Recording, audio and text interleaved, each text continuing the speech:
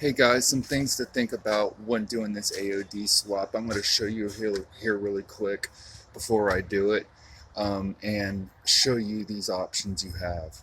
This will work on any 79 through 95, or 79 through, '04 Mustang with any automatic.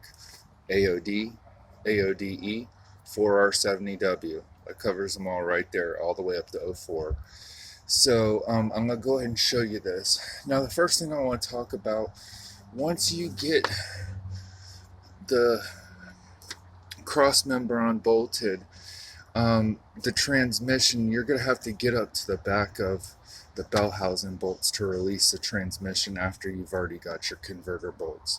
Now if there's not enough room and you don't have wobbles or extensions and you do want to get it down on a different angle or pitch, you have options. Let me show you here real quick.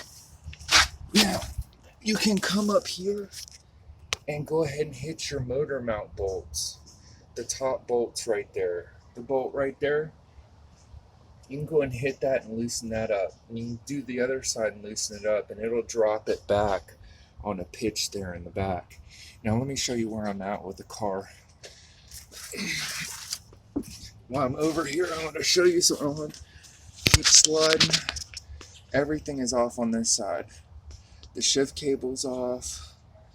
All the connections are off. I have the transmission jack under it supported around the pan there.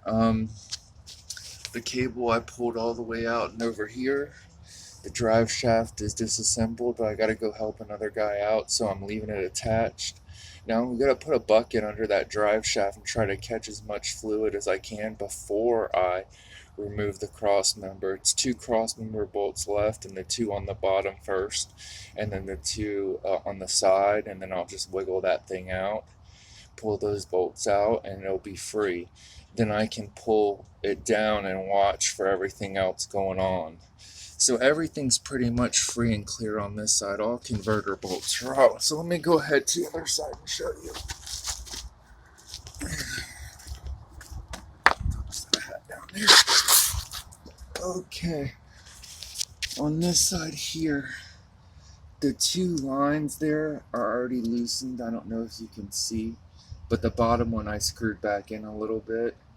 All I gotta do is pull those out. Now another thing, this dipstick here is attached to one of the top bell housing bolts. So that top bell housing bolt that the little bracket holds to at the top, you gotta hit that and then pull that out before you totally remove it. Everything on this side is all the way clear and free. I just gotta get those 2 right here on each end and the 2 in the center first, and that's about it. Of course, like I said, once again, I'm going to drain this and put a bucket down there and catch everything I can. I'm not going to reuse it. Now, I'm going to have to remove those lines out of the way when I'm dropping it down, and be careful about that. Let's see what else.